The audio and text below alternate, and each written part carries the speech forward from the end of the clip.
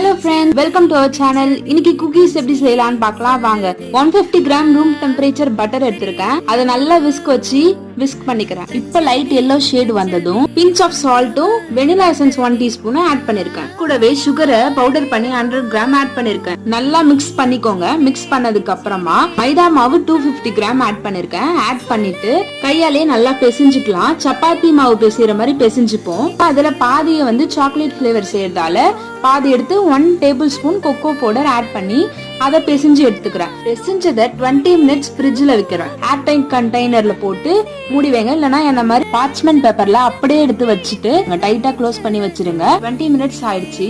ஓவனை 10 minutes 180 degree செல்சியஸ்ல pre heat பண்ண வச்சிருக்கேன். இப்போ இதை எடுத்து வெளியே வச்சுட்டு பால் பண்ணி டேப் பண்ணி சாக்கோ சிப்ஸ் இல்ல நட்ஸ் ஆட் பண்ணி வச்சுப்போம். இதை எடுத்து ஓவன்ல வச்சிருவோம். 12 to 15 மினிட்ஸ் 180 டிகிரி செல்சியஸ்ல பேக் பண்ணி எடுத்தனா சுவையான குக்கீஸ் ரெடி. தேங்க்யூ.